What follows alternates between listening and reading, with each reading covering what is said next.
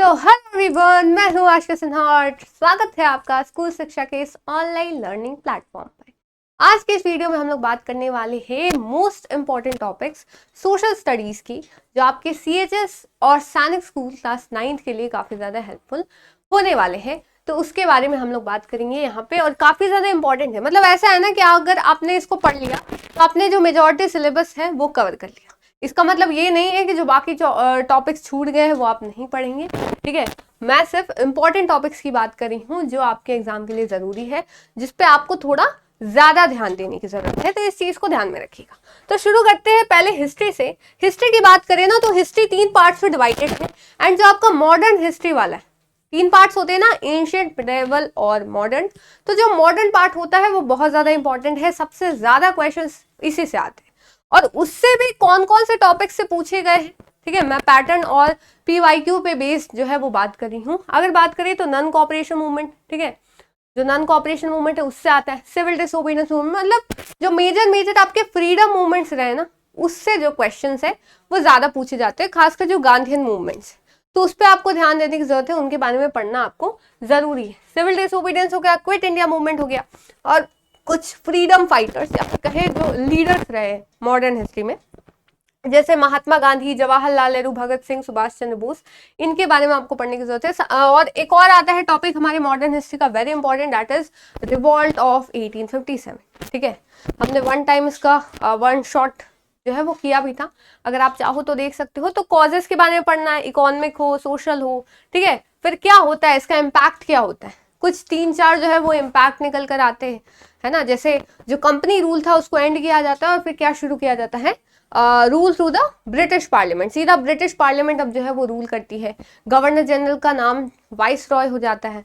तो ऐसे ऐसे जो टॉपिक्स है, जो टर्म्स है, जो इंपॉर्टेंट चीजें हैं वो पूछी जाती है। ब्रिटिश रूल का इम्पैक्ट जो हमारे इंडिया पे रहा है, जैसे उन्होंने ढेर सारे सेटलमेंट्स लाए, इन सब के बारे में पूछा जाता है। महलवाड़ी, रेटवाड़ी, ठीक है, और कौन है परमानेंट सेटलमेंट, तो इन सब से क्वेश्चन बन जाते हैं। एजुकेशन रिफॉर्म, खासकर जो मैकॉलेज मिनट एक्ट, ठीक है, 1835 के अराउंड, तो ये सब आता है, ठीक है। सोशल रिफॉर्म जो उन्होंने की थे, जैसे एबॉलिशन ऑफ सती किया था 1829 में, विडो रीमैरिज हुई थी 1856 में, ठीक है, ये सब एक्ट लाए थे। तो ये सारी चीजें पूछी जाती है। मिडाइवल इंडियन हिस्ट्री की बात करें तो अगर मैं सिंपल आपको समझाऊं तो जो भी आर्किटेक्चर वाली चीज है ना, कि कौन से रूलर ने क्या बनवाया था, वो ज्यादा इंपॉर्टेंट होता है, वो चीज ज्यादा इंपॉर्टेंट होती है, उससे आपके क्वेश्चन ज्यादा है, ठीक है। जैसे आर्ट, आर्किटेक्चर, कौन सी किताब, कौन सा कह सकते हैं किसने कौन सी चीज ऑथर की थी, इन सब चीजों के बारे में पूछा जाता है। और फिर विजयनगर एम्पायर, मराठास, इन सब से आपके बेसिक क्वेश्चंस पूछे जाते हैं, ठीक है। और एंशिएंट हिस्ट्री की अगर बात करें तो उससे आपको एक आध क्वेश्चन ही देखने को मिलते हैं, लेकिन फिर भी ऐसा नहीं कि इसको पढ़ना ही नहीं है, बिल्कुल इसको पढ़ना है।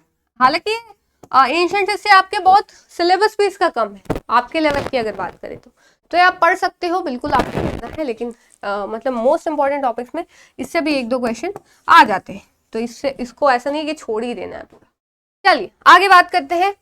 फिर आता है ज्योग्राफी। ज्योग्राफी की अगर बात करें तो उससे कुछ कुछ इंपॉर्टेंट टॉपिक्स है या फिर लिस्ट है जो आप कह सकते हैं। रिसोर्सेज जिनमें से सबसे इंपॉर्टेंट है, रिसोर्सेज में भी जो नेचुरल रिसोर्सेज है, जो उनकी क्लासिफिकेशन है, ठीक है, सस्टेनेबल डेवलपमेंट है, ये सब क्वेश्चन आता है।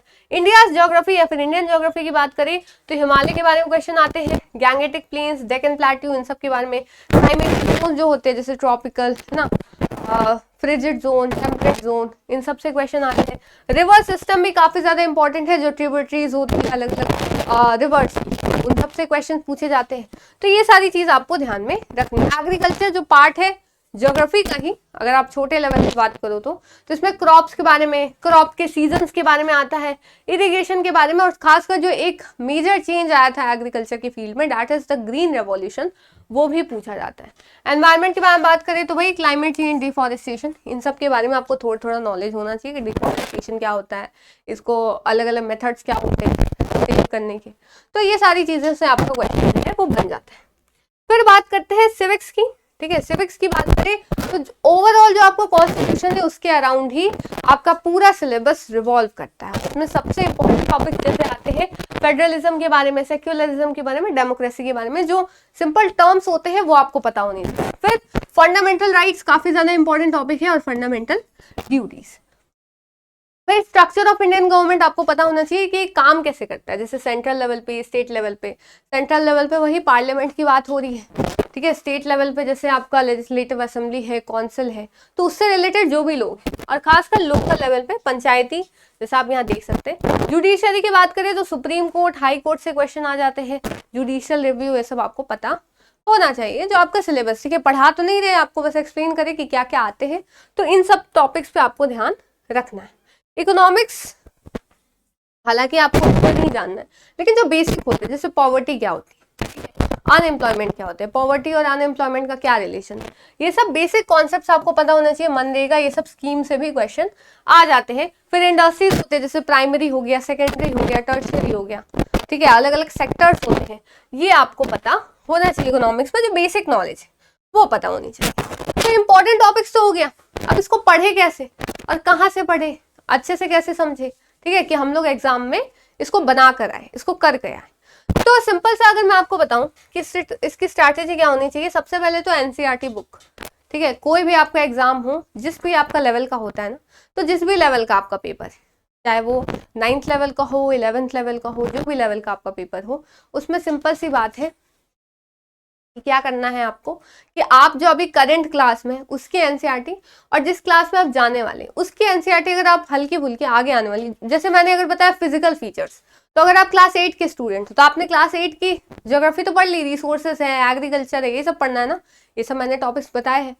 और साथ ही साथ जो फिजिकल फीचर्स है वो आपके 8th में नहीं है, लेकिन 9th में है, तो उससे अगर आप पढ़ लेते हो तो आपको बहुत ज़्यादा फायदा मिलता है। प्लस इससे दो फायदे होते हैं, एक तो आप अभी अपने एंट्रेंस पे काफ़ी ज़्यादा आगे हो जाओगे, दूसरा फायदा ये मिलेगा कि आप जब क्लास 9th में जाओगे तब आपको कोई प्रॉब्लम नहीं होगी पढ़ने में, क्योंकि वो सारी चीज़ें आप ऑलरेडी पढ़े हुए होंगे। प्रीवियस ईयर पेपर जो है वो सॉल्व करिए, क्योंकि अगर आप उन्हीं के पेपर है ना, उन्हीं के बनाए हुए, तो अगर आप, और मैं ये कहूँगी सिलेबस कंप्लीट होने से पहले या फिर बिना सिलेबस कंप्लीट किए या अच्छे से नहीं पढ़े हुए आप कभी भी पीवाईक्यू सॉल्व नहीं करिएगा, कॉन्फिडेंस आपका डाउन हो जाता है।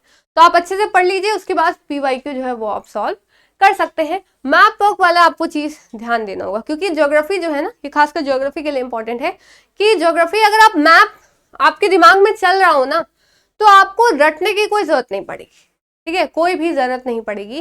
जैसे इंडिया के बेसिक फैक्ट्स ही पूछ लिए जाते हैं, तो वो आपको अगर इंडिया का मैप याद है तो आपको पता होगा कौन सा देश कहाँ है, कौन सा स्टेट कहाँ है।